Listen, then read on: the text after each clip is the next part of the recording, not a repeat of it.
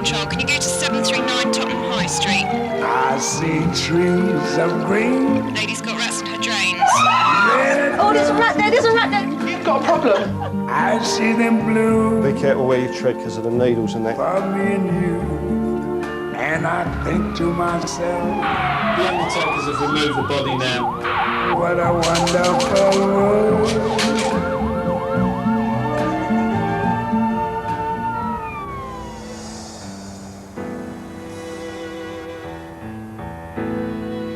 Christmas is drawing near, and an eerie story is casting its shadow over Haringey. 18 months ago, a baby was found entombed in the walls of these flats. It had been there so long, it had mummified. While experts investigate how it met its sorry end, the baby lies in the freezer of the council mortuary. Paul Coombe and John Waller know it simply as UK, or unknown, infant. The case with the baby is quite an unusual case, really. It was in an empty, like a vacant flat, council flat, and some workers went round there to get it ready for some new occupants. They found a vent on the wall that had been covered over, and they saw a shoebox, so they opened it up, and unfortunately it was a dead infant. So they brought it in here, did the post-mortem, and that was September before last, so the baby's been here in the freezer for about 18 months now. The coroner, Dr. William Dolman, is in charge of the case. What we did was have a skull x-ray, and what we see here is the eye, front of the skull, there's a spine, little tiny ribs, lower jaw and upper jaw, and you can already see the beginnings of teeth, and it was the expert here looking at the teeth who was able to say that the child, who certainly was born and certainly within 2 or 3 weeks of life and had had independent life. That was a very helpful clue which started us on the path. We've had lots of specialists down, DNA specialists, forensic experts, trying to establish DNA for A, to get the age of the body, and B, to see if they can track down some relatives. We lost a grandchild, and it's very, you don't want to take it home with you. And so I try not to get involved too much in the cases, but obviously I do make some sort of comment now and again to my missus. I said it's sad, but that's it. You can't really take your work home with you, as I said before. Just switch your brain off, just do the work we can, switch your brain off and just try and live just carry on as normal, a normal life, really. Normal life for the rest of Haringey's Environmental Health Department means waging war on grime, and in George Wardley's case, a constant battle with rats. Rats tunnelling in the front of the houses, quite a lot. There's about 6, 7 houses so far that are affected, and then plus around the corner as well. Right next to the riverbank, there's a sewer there. Next to it is a big rat hole, and it looks like the rats have been coming out the main sewer. I'm going to put some smoke rockets down the hole to see how bad it is. Smoke bombs are just the start. George has a lethal weapon up his sleeve.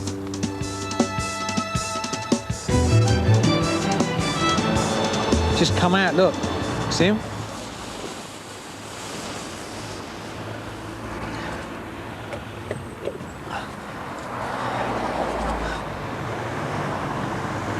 Like the Viet Cong, they've got so many tunnels you can't find them.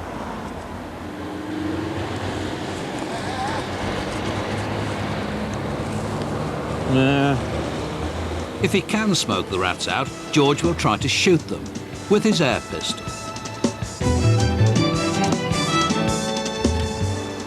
Hello, is Mrs. Owusu in? Or Mr. Owusu? Every food business must be inspected by Environmental Health at least once every 5 years. But Food Officer Lorraine Powley has visited this shop 3 times in the last 2 weeks. Still nothing labelled. And the shelves are still dirty, so I don't think my letter about cleaning has probably done an awful lot of good at this point in time. So I think we carry on with the photographs that have been taken already, and it's time to proverbially throw the book at them. George believes in shooting first and asking questions later. It's underneath here, look. This time the rat escapes unscathed, but George does not. I cut my hand. He's worried his enemy might finally have done for him. Well, if you get Weil's disease, the symptoms are you get the flu, and you get jaundice. And if they don't catch you in time, you're gone. He calls the office for advice. Yeah, I'm not worried about the cut so much. I'm worried about cases any rat's urine anywhere. You want me to come in so you can tend to me? All right. I don't fancy sitting in the hospital. Who? Fifi says she'll suck it out for me. All right, I'm coming now.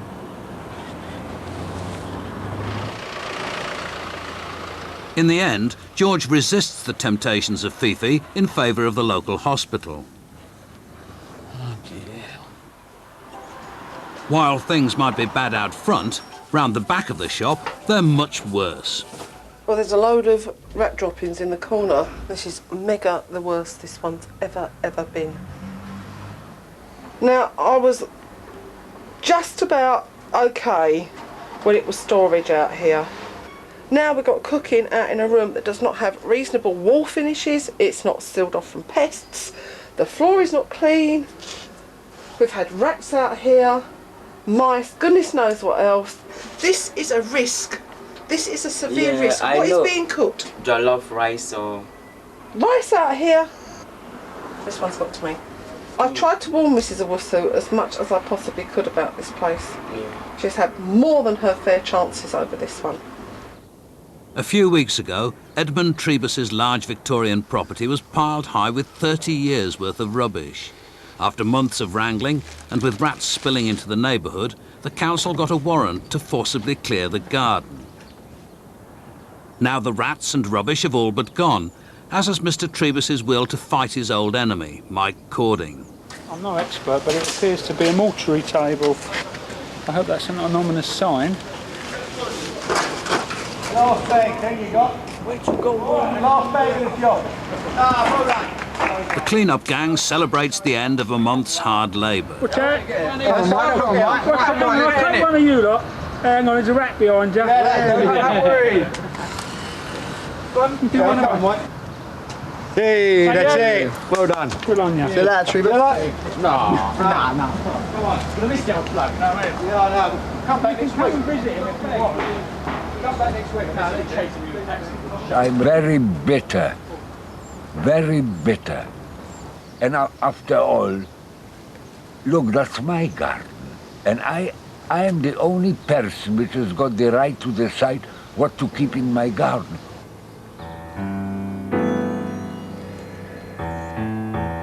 It's inquest day at the coroner's court, and the case of the mummified baby is one of many to be heard. In the mortuary downstairs, it's a busy time of year. Christmas is a nightmare down the mortuary. Number of abnormality organ-wise 1480, 1009. People don't stop dying just because it's Christmas. And they get backlogged at the hospitals. So we have to try and keep the place clear for people that die at home. We get quite a few suicides over Christmas as well. Because obviously it's quite a sad time, Christmas.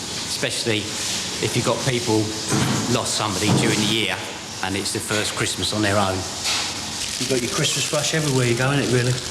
Yeah. I just like to get away with it from the firm a couple of days. Between post-mortems, pathologist Vesna Jurovic has to dash upstairs to give evidence at the first inquest of the morning. Do you know how much that string costs? Keep breaking it, don't you? I've got to have a piece of string, Mr. Scrooge. You can have the whole day off Christmas, sir. God bless you, sir.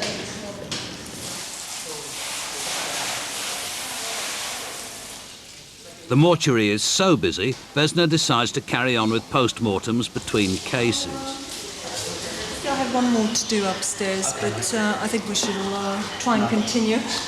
Okay, so we're carrying on then, all right. The workmen who found the baby have been called to give evidence.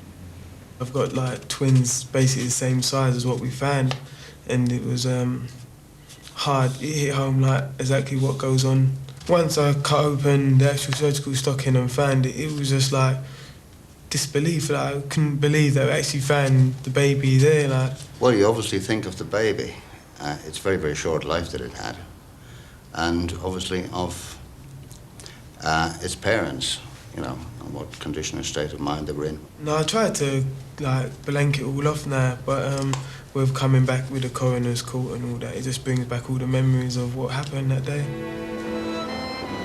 Mike Cording and his boss have come to offer Mr. Trebus a grant to improve his security and do up the inside of his house, which remains infested with pigeons and rats.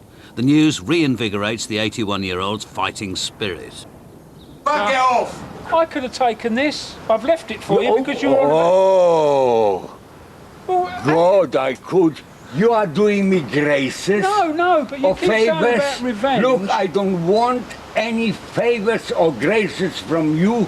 I am not prepared to talk to liars. No, we will that go is on. quite easily one of your big lies. Oh, okay.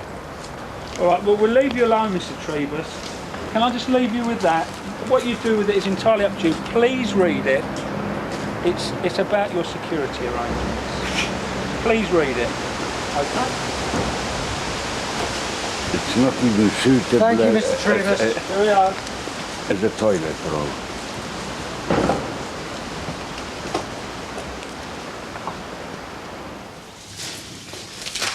Now I'm just going to pop upstairs and listen to the inquest on this baby. The doctor's also giving evidence, but she'll be going up a bit later. So I thought I'd go up right from the start. Do you want me to undo these others now? Well, I'll just carry on and I'll get them ready. get as much done before I need to go back into court. The police have gone back 30 years, tracing people who lived in the flat where the baby was found. DNA tests helped find a woman who is probably the child's sister. In the hearing, which cannot be filmed, her evidence suggests the baby died more than a quarter of a century ago. The evidence the lady gave, because she actually lived in the flat where the baby was found some 25 years ago. She moved in there as a child, and she said that as a child she was a bit curious and she was looking around cupboards when they first moved in. And she came across this package, which she assumes is the same package we found, and that was 25 years ago. But the woman's mother has died, and the truth about the baby almost certainly died with her. The coroner can reach only one verdict. I had to leave an open verdict, which means that the evidence didn't disclose fully how, when and where the infant came by his death. The borough cremates the parish cases, so it will just be cremated as an unknown male infant. Food Inspector Bossela Joseph has been called in to help Lorraine at the shop. Just put my coat on. If you could just do that. Okay. All I really need photographs of is the general room, the food, and the pots and things, and the rubbish. Okay. And like that one, over there in a corner. Sorry? I was cleaning that one. No, it doesn't matter. No matter how, even if you clean for 1 year, you wouldn't clean this place properly. It needs to be empty. Oh shit. Exactly. Oh yeah, that's another one up there. Yeah, that's fine. We're seizing 3 big cornstarch stuff that's full of mice droppings. So I don't need a transit van down here, but I do need someone else's car boot and some detention papers. And some black sacks. And some black sacks. No, it's really annoying because I know how much we've tried with this one, haven't we? Tried, yeah. Another officer arrives with a notice to seize 3 contaminated sacks of food. Any further sign of rats, and they could seize the lot. Hi. Hi, Tony. Sorry to drag you out, Petal. Right. Bowls of I think we were going to store them over until tomorrow. That just dropped in! Steady on. I don't. It was big. You've got bloody rat in there. That's it. Look, there's a rat in there. Big rat. Big rat. Ah! There it goes! Look, it went. Did you catch it? Not again. Oh, like rats. We don't need to. I don't think we need to debate on this issue anymore. No. I've now got my own visual evidence of a rat coming in here. This place is going to be emergency closed now as a risk to public health. Really, I just don't think... If anyone's thinking of coming into this profession, there are easier ways to earn a living, I tell you. The customers are asked to leave and the shop's owner returns. Mrs. Orsu, I have to caution you at this point because I feel that offences have been committed under the Food Safety Act. And you do not have to say anything, but it may harm your defence if you do not mention, when questioned, something which you later rely on in court. Anything you do say may be given in evidence. You are not under arrest, and you do not have to say anything to me at all. But do you understand what I'm saying?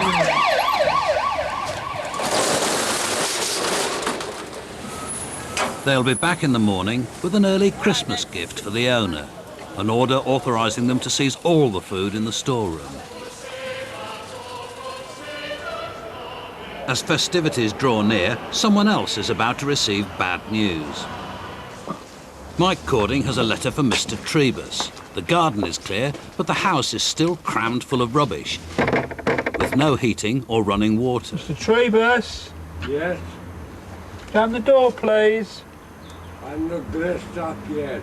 All right, I'll wait, Mr. Trebus.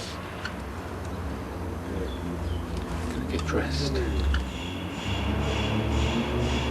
You all right? I couldn't find my shoes. Yeah, I'll do that. It's clear conditions in the house are taking their toll on the old war veteran. Yes, sir, what is it all about? You know all the business with the garden. Well, that's all cleared now. I've got to leave this with you. What's that? Right. All the problems you've got with the house. Yes. All the stuff that's accumulated and you've got stored inside, and all the rat problem inside. We've got to start dealing with that now. You're defrauding your department especially. My human rights, and you know what human rights mean? I do, Mr. Trebus. You don't, you haven't got a clue.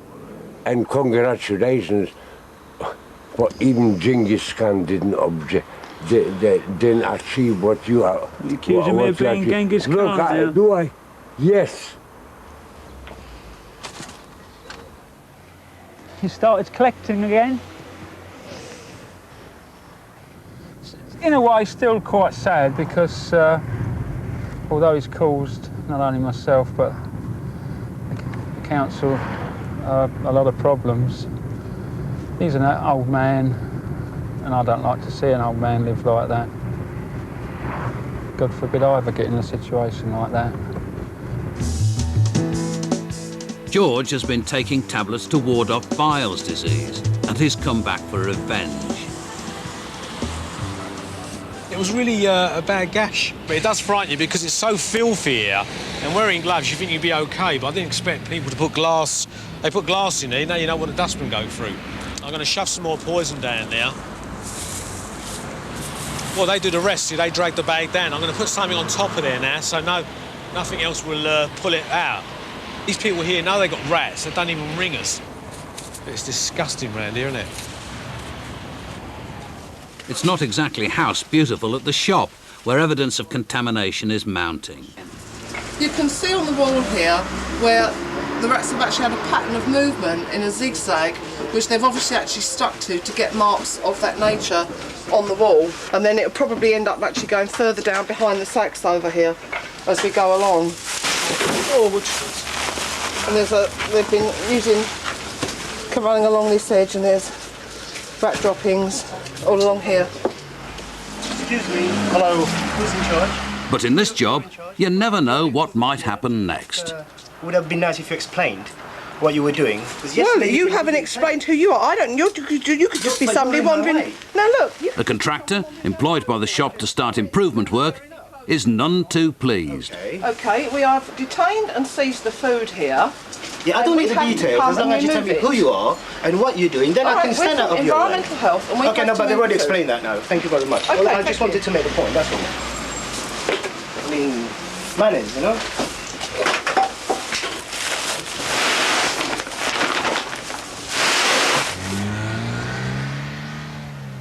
Environmental health officers don't need to go to court before seizing goods or closing down premises. When public health is threatened, they can take immediate action. In this case, they burn the food and caution the owner. What's that good for? This is good for your eyesight. Can't read it. Asthma, piles, gonorrhea, sexual weakness. Don't eat it all. Don't eat it all. Where's the top pocket? Where's the top pocket?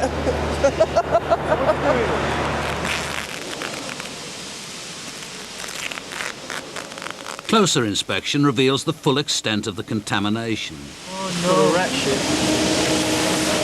Well, you're not going to feel very well. In all, 2 tons are incinerated. And as the food burns, Mr. Trebus shelters in the warmth of his pensioners' luncheon club, awaiting his Christmas dinner. The old man is still unwell and not really in the mood for festivities. Christmas is rather a very trying time. Used to be a very, very nice time when I was a youngster. When my children were younger, we always had a Christmas tree every year, from the deck to the ceiling. I'd like to say that the wine on the table is thank you very much to the London Borough of Haringey. God bless them.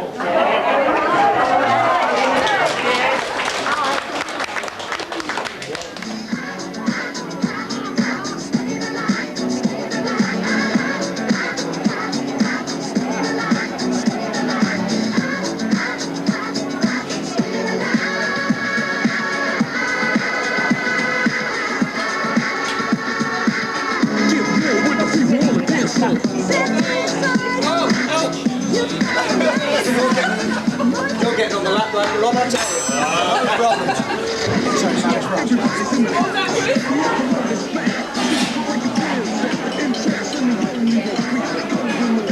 Would you please pull my cracker? Thank you very much. Cheer him up.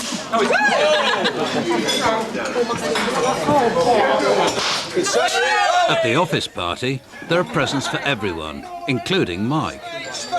Mike, new device for dealing with rats. Can you please test it out for me, Steve?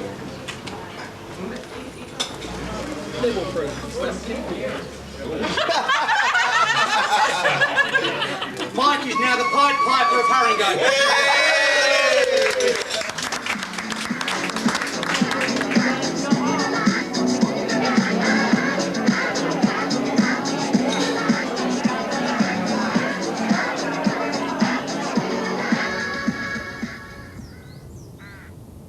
The day of the baby's funeral has arrived.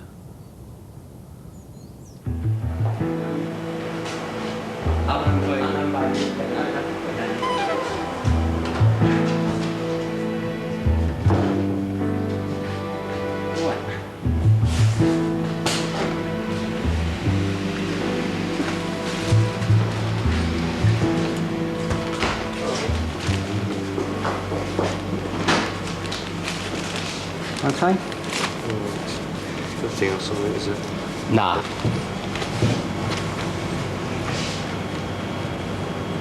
Oh, it's alright, I've got to put the lid on anyway. Okay. Secure it. Got the lid later.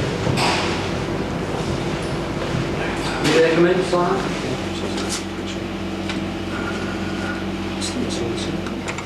What are you doing for Christmas? Well, I only got married a little while ago, so it's the first Christmas we First Christmas together, right? Yeah, Christmas. I'm on duty. I'm on Are you on duty? phone duty, can you believe it? Right, nothing else. Is that my one? No, we keep that. Lovely. You got your e-form? Yeah, I'm just going to pick him up then. Just take the baby, and that's it. Right, have a nice Christmas. And you, mate. Take it easy.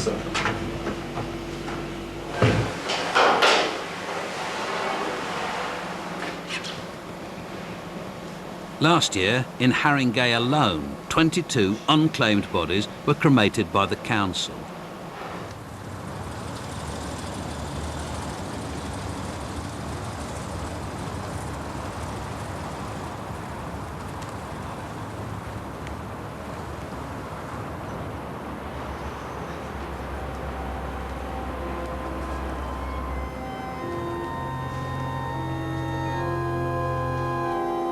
I am the resurrection, and I am the life, says the Lord. He who believes in me, though he die, yet shall he live.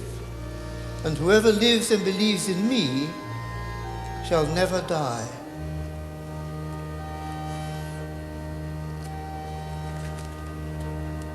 The Lord is my shepherd, therefore can I lack nothing.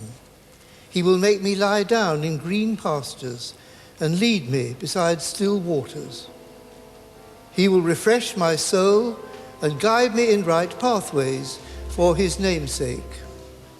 Father, as your Son took little children into his arms and blessed them, take this little one into your safekeeping now and forever.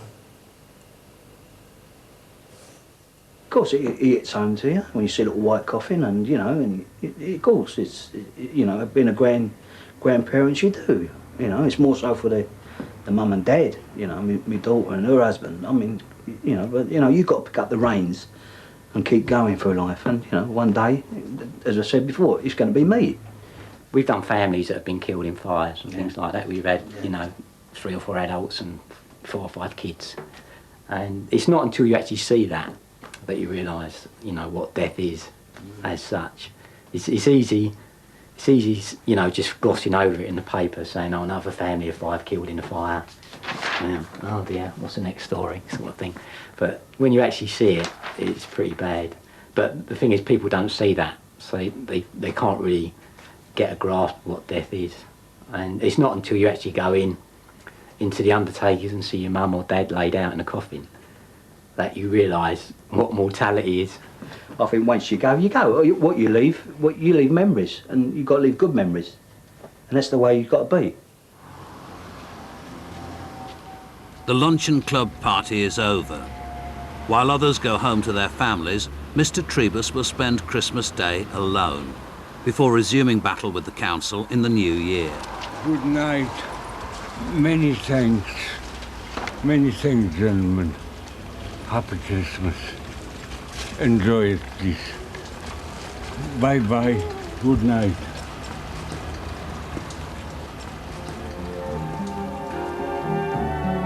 Yes, I think to myself, what a wonderful Mr. Trebus made a good recovery and is now fighting fit. The council hasn't yet been able to clear the inside of his house.